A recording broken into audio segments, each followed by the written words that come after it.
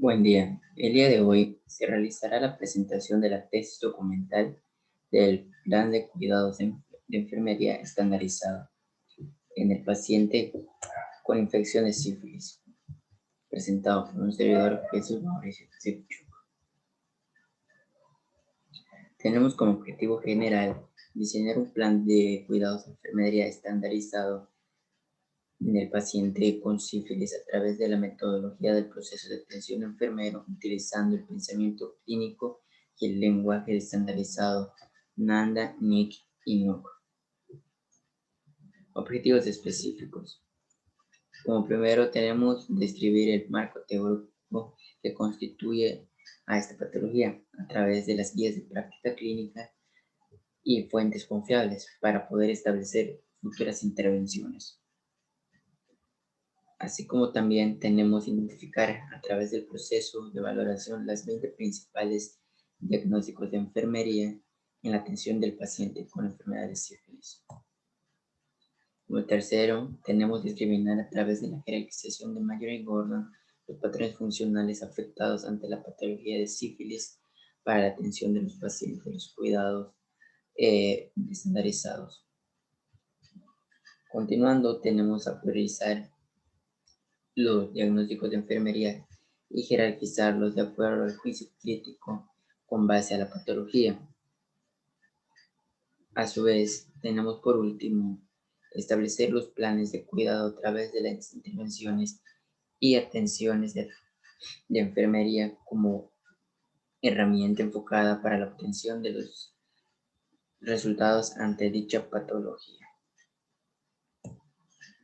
Para iniciar con la descripción del marco teórico, tenemos que hacer mención y definir lo que es la sífilis.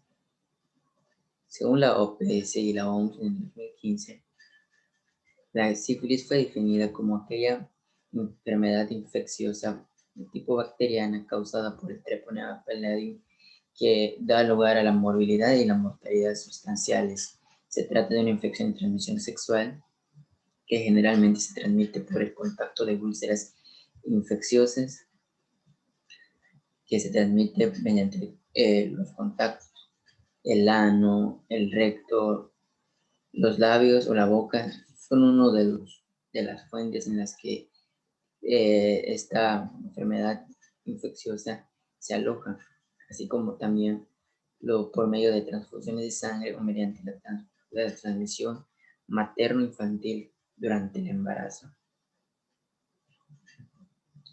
Dentro de la clasificación vamos a tener 5. La primera viene siendo la precoz, que va a ser derivada de la primaria. Prácticamente es muy frecuente que se confunda con esta o que sea llamada como esta.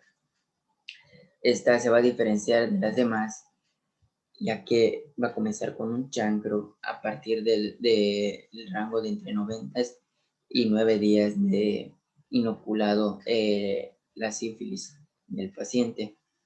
Aparece el chancro de manera indolora y dura, de manera que el paciente no va a tener ningún otro signo o síntoma más que el chancro y por lo general pasa desapercibido.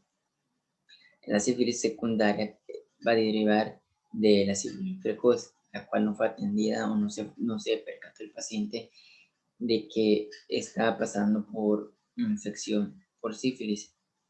En lo que concierne a la sífilis latente, tenemos que aquí no hay manifestaciones clínicas, sino nada más nos vamos a dar cuenta mediante el examen o la prueba de reactividad serológica, donde ahí nos va a demostrar que está cursando por una sífilis latente. Y la sífilis tardía es una enfermedad inflamatoria que lentamente progresa y que puede afectar a cualquier órgano del paciente. Y pues también se puede dividir en sífilis gamatosa, que ocurre aproximadamente en un tercio de los pacientes no tratados.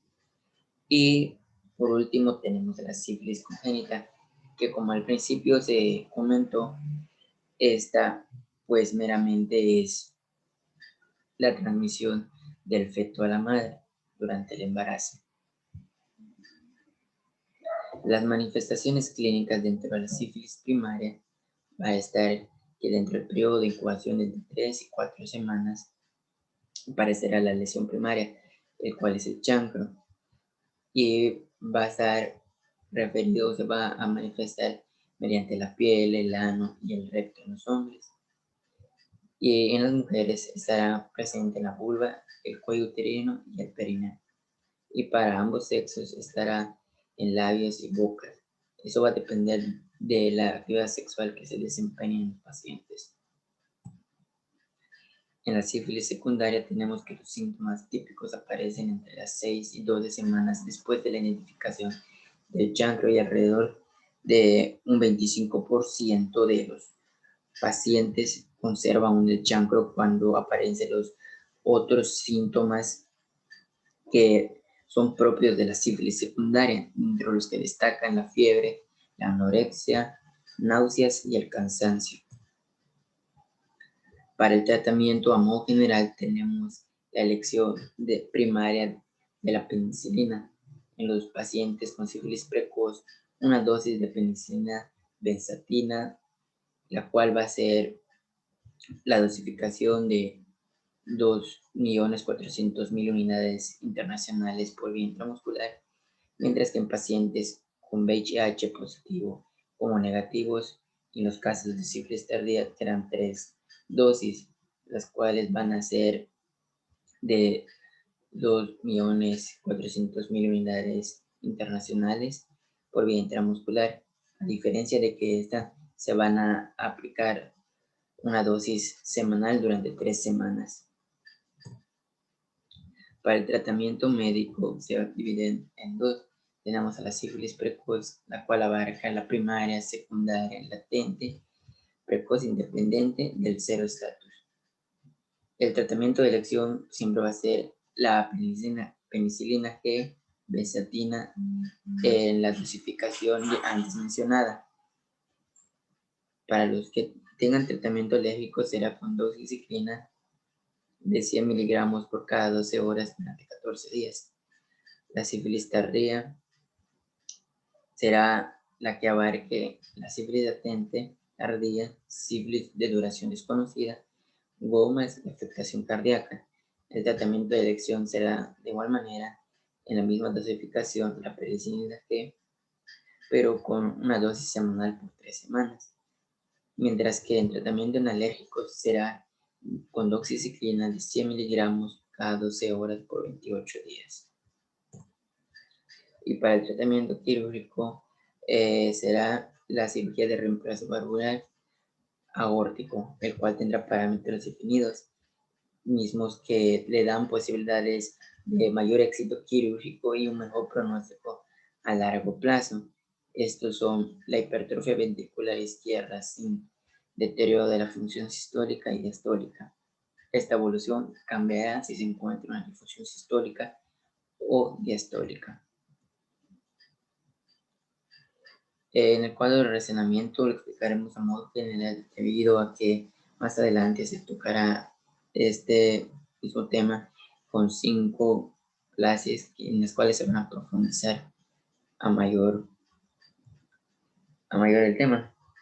Dentro de los datos significativos tenemos el dolor, la fiebre, los chancros, la úlcera, náuseas, la anorexia, la otitis, la bronquitis, infección, rinitis y papularitis matosa. Por lo general, etiqueta diagnóstica siempre está utilizada aquí en este tipo de infección será el dolor agudo, mismo que pues por ende creo que ya se imaginarán que este tipo de enfermedad infecciosa causa mucho dolor, por ende tenemos que tratarla. Otra de las etiquetas que utilizamos es la hipertermia, debido a que en la sífilis secundaria encontramos fiebre y esto puede derivarse o puede complicarse a una hipertermia. El deterioro de la integridad cutánea la podemos manejar mediante aquellos chancros que aparecen o pápulas eritematosas que aparecen en la piel del paciente. Otro que tenemos es el riesgo del deterioro de la mucosa oral, misma que hace referencia aquellos chancros que aparecen en la cavidad oral. Tenemos las náuseas, mismas que van a estar asociadas al deterioro de la cavidad oral por los chancros que aparezcan. La fatiga por el dolor que de una u otra forma deriva fatiga para el paciente y que no encuentra la manera de sentirse cómodo. El riesgo de perfusión tisular periférica ineficaz cuando el paciente no tenga conocimientos suficientes acerca del proceso de esta enfermedad infecciosa. La disposición para mejorar la gestión de la salud cuando el paciente refiere a tratar de saber más acerca de esta enfermedad infecciosa. El riesgo de infección por aquellos chancros que son una puerta para agentes infecciosos oportunos. El desconfort por el dolor y lo desconfortante que puede ser el tener los chancros en algunas partes del cuerpo. El patrón sexual ineficaz por el temor a aquellas enfermedades de transmisión sexual que están cursando. Y un afrontamiento ineficaz cuando el paciente se niegue a seguir el tratamiento de dicha infección. También tenemos el afrontamiento ineficaz a raíz de que no comprende aún lo que es bien para él. El deterioro de la eliminación urinaria, debido a que por lo general los chancros se alojan en el aparato productor mismo que sirve como órgano para la eliminación urinaria. La ansiedad por la forma en la que el paciente pueda comportarse al ver los signos y síntomas que está presentando. La retención urinaria, por lo mismo de que los órganos sexuales son una fuente de alojamiento para los chancros y los otros signos y síntomas que son propios de esta enfermedad. La impotencia debido a que el conocimiento es insuficiente para manejar la situación, el bajo autoestima situacional, el temor y por último la protección ineficaz debido a la inmunodeficiencia. Dentro del planteamiento del diagnóstico tenemos el dolor agudo relacionado con agentes biológicos y como lo demuestra expresión facial del dolor y postura para aliviar el dolor, hipertermia relacionado con deshidratación como lo demuestra, piel caliente al tacto e irritabilidad. Deterioro de la integridad cutánea relacionado con secreciones como lo demuestra, alteración de la integridad cutánea y rubicundez. Riesgo de infección como lo demuestra, alteración de la integridad cutánea. Riesgo de deterioro de la mucosa oral como se evidencia conocimientos insuficientes sobre la salud oral. Riesgo de perfusión tisular periférica ineficaz como se evidencia conocimiento insuficiente del proceso de la enfermedad. Deterioro de la eliminación urinaria, multicausalidad relacionado con multicausalidad, como lo demuestra incontinencia urinaria.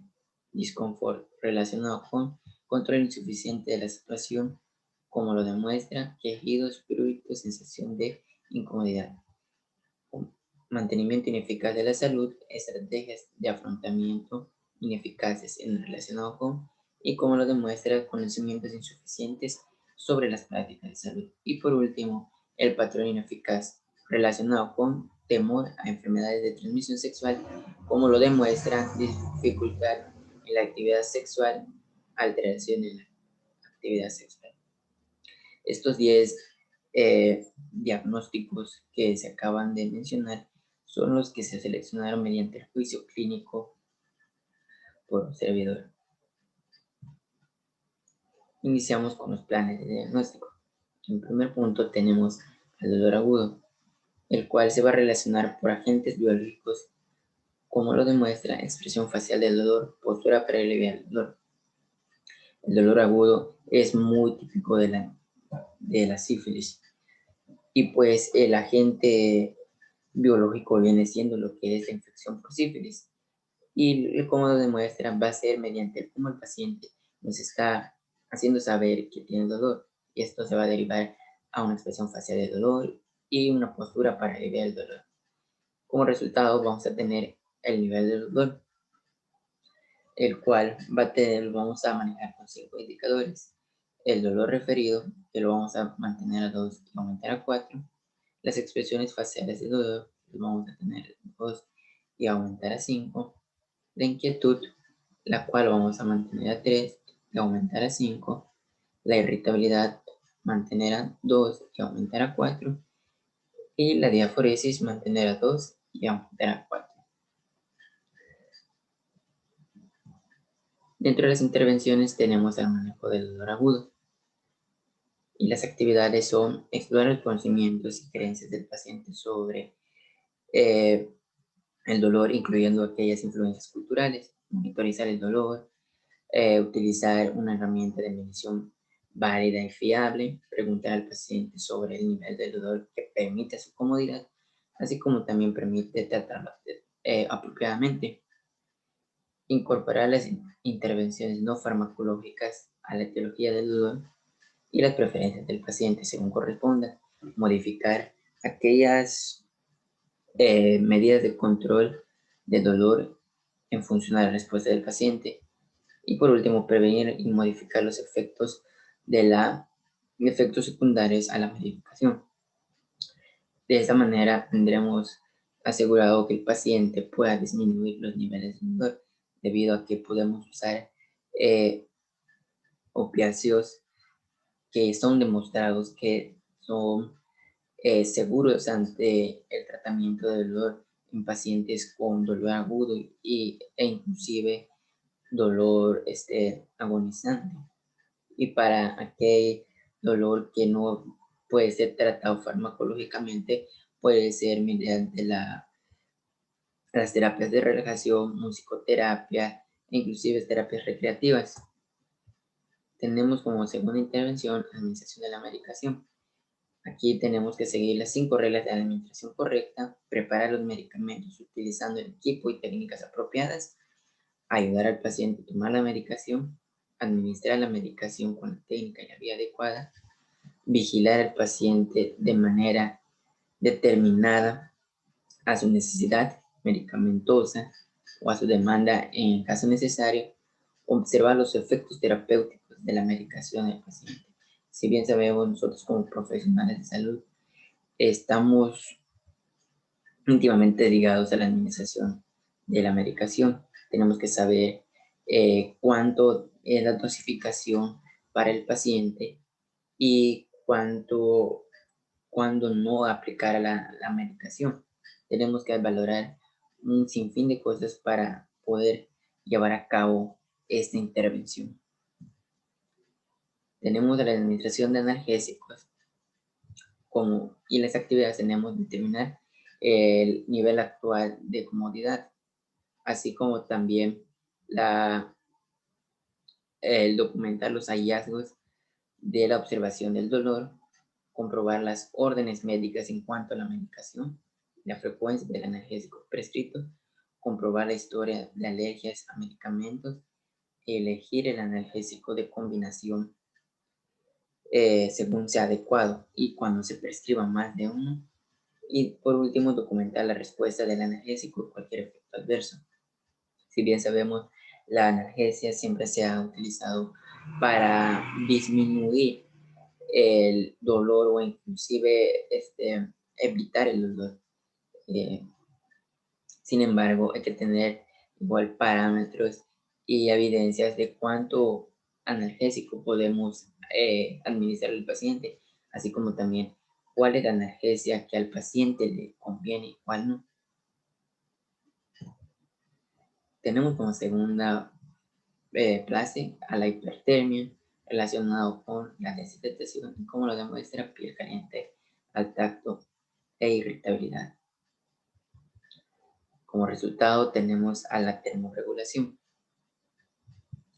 Si bien sabemos la hipertermia va a derivarse de una fiebre que por lo general, si no es tratada, nos va a dar el seguimiento a esta patología o a esta sintomatología.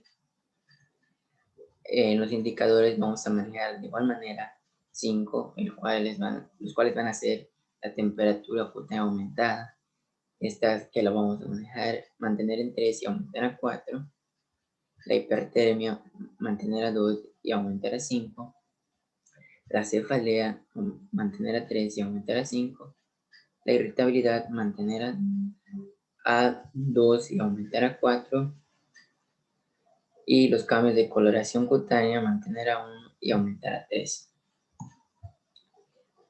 Como primera intervención tenemos el regulamiento de la temperatura. Observar el color y la temperatura de la piel, observar y registrar si hay signos y síntomas de hipotermia e hipertermia, enseñar al paciente a evitar el agotamiento por el calor y los golpes de calor, comentar la importancia de termorregulación y los posibles efectos negativos del exceso de enfriamiento, según corresponda, y por último, administrar medicamentos antipiréticos si está indicado. Es muy importante la regulación de la temperatura porque de ella dependen muchas funciones del organismo del ser humano, menos que en ocasiones no pueden funcionar sin esta. Como segunda intervención tenemos el tratamiento de la hipertermia, actividades, monitorización de signos vitales, interrumpir la actividad física, retirar al paciente de la fuente de calor trasladándolo a un ambiente más frío, aflojar o quitar la ropa, aplicar métodos de enfriamiento externos. Y por último, administrar medicamentos de antiescalofríos, según sea necesario.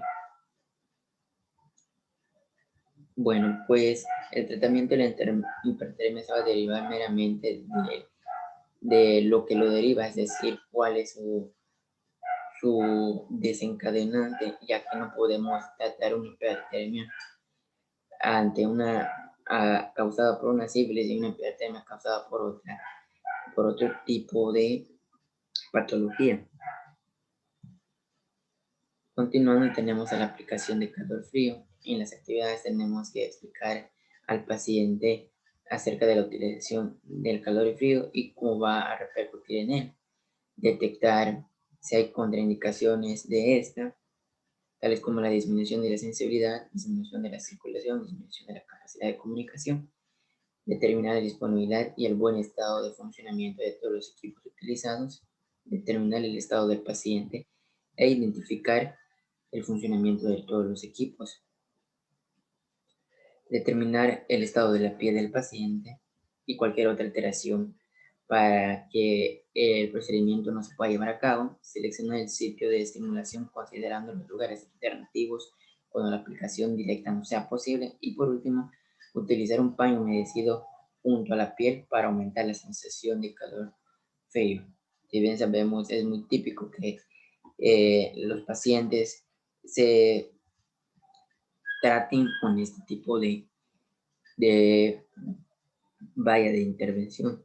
Sin embargo, también hay que demostrarles que no solamente es el aplicar el calor o frío, sino que también hay parámetros para saber si este es posible o no. Continuando, tenemos el deterioro de la integridad cutánea relacionado con secreciones, como lo demuestra alteración en la integridad cutánea y rugosidad. El deterioro de la integridad cutánea la vamos a ver o se va a percibir mediante los chancros que se vayan suscitando y estos, bueno, vayan produciendo secreciones. La demostración que nos van a realizar el paciente acerca de esta sintomatología será la alteración de la integridad cutánea y la rubitudez. El resultado que vamos a manejar aquí será la integridad tisular, piel, membranas y mucosas. Abarcaremos dos tipos de escalas propiamente igual con su indicador, las cuales van a ser en la primera escala la temperatura de la piel, el cual vamos a mantener a 3 y aumentar a 5. La pigmentación en otra escala y la vamos a mantener a 3 y aumentar a 5. Las lesiones mantener a 2 y aumentar a 4. El eritema mantener a 3 y aumentar a 5. Y por último la palidez mantener a 3 y aumentar a 4. Dentro de las intervenciones vamos a encontrar al cuidado de las heridas, mismas que debemos tener en las actividades: rasurar el vello de la zona afectada si es necesario, limpiar con solución salina o limpiador no tóxico según corresponda, administrar cuidados de úlcera cutánea si es necesario, aplicar crema en la piel, lesión según corresponda, enseñar al paciente y a los familiares los procedimientos y cuidados de la herida, y por último enseñar al paciente y a la familia a entender o visualizar aquellos signos y síntomas de la infección. Los cuidados de la herida propios, llamémoslo, de cualquier tipo de patología o cualquier eh, cualquier método quirúrgico al cual se hayan sometido los pacientes, es decir, alguna operación o llámese de cualquier patología, eh, se tendrá que tener demasiado cuidado, más en la sífilis, ya que, como había mencionado, los changros o esas heridas que puedan suscitarse al transcurso de la infección pueden ser una puerta para las infecciones oportunistas. Tenemos al manejo del prurito como segunda intervención, y sus actividades son determinar la causa del prurito, realizar la exploración física para identificar las alteraciones en la piel, aplicar cremas y lociones medicamentosas según sea conveniente, administrar antiprurigenosos según esté indicado, aconsejar al paciente a no usar ropa muy ceñida y tejidos de lana sintéticos, y por último, instruir al paciente a minimizar la sudoración evitando ambientes cálidos. El manejo del prurito igual va a ser de gran ayuda para el paciente, debido a que, así como se ha mencionado, estas son un gran foco de infección o una puerta de infección para aquellos eh, enfermedades, infecciones oportunistas, y tenemos que tratarlas como es debido. Tenemos que saber cuál es su desencadenante, así como también en qué lado están suscitados o en qué parte del cuerpo están suscitados, y saber cuál es la ropa que el paciente le conviene usar, así como la medicación que esta persona o paciente deba tener. Por último, tenemos a la vigilancia de la piel. Sus actividades son vigilar el color y la temperatura de la piel, observar si hay erupciones o abrasiones en la piel, observar si hay zonas de presión o fricción, observar si hay infección especialmente en zonas edematosas, documentar los cambios de la piel y mucosas, observar si hay decoloración, hematomas y pérdida de la integridad de la piel y mucosas. La vigilancia de la piel es otra de las grandes intervenciones que como enfermería debemos tratar, debido a que muchas de las veces no le prestamos atención a ese aspecto, y por eso pueden ser otro foco de infección. Por último, tenemos el riesgo de infección, como se decía, alteración de la integridad cutánea, seguridad, protección es el dominio en el cual está suscitado, y el resultado es el control del riesgo, proceso infeccioso. Vamos a manejar de la misma forma indicadores, el cual es buscar una información actual, la cual vamos a tener que mantenerlo en 2 y aumentar a 4. La identificación de factores de riesgo, mantener a 2 y aumentar a 4. Si reconoce a las consecuencias asociadas a la infección, mantener a 3 y aumentar a 5. La práctica de control de la infección, mantener a 2 y aumentar a 4. Y por último, la toma de medidas inmediatas para reducir el riesgo, mantener a 2 y aumentar a 5. En la intervención vamos a tener el control de las infecciones, y sus actividades son mantener técnicas de aislamiento adecuadas, lavarse las manos antes y después de cada actividad con los pacientes, poner en práctica precauciones universales, limpiar la piel del paciente, asegurarse de una técnica de cuidados adecuada, fomentar el reposo y enseñar al paciente y a la familia a evitar infecciones. Meramente esto se va a dar por el cuidado al paciente que se le vaya a estar dando. Como segundo punto tenemos a la protección contra infecciones, y aquí hay que observar signos y síntomas de infección, observar la vulnerabilidad, mantener la asepsia del paciente, proporcionar cuidados en las zonas de la piel, inspeccionar la existencia de eritemas, calor extremo, exudados, en mucosas y utilizan antibióticos constantes. Esto pues más que nada vamos a realizar una protección o profilaxis de las posibles infecciones que podríamos ver o tener en cuenta que el paciente pueda llegar a contraer. Por último, tenemos a la vigilancia, en la cual tiene actividades como determinar los riesgos de la salud del paciente, preguntar al paciente por su percepción de estado de salud, observar la capacidad del paciente para realizar actividades de autocuidado, controlar el estado emocional, observar si hay ninguna infección según corresponda y vigilar el patrón de la eliminación según corresponda. La vigilancia va a ser meramente, no solamente de la piel o de una parte del cuerpo del paciente, sino que tiene que ser en todo el paciente, ya que no, el paciente no solamente va a tener un riesgo de infección mediante los llantos, sin embargo puede tener un sinfín de riesgos de infección, y por eso la vigilancia es demasiado primordial en este diagnóstico.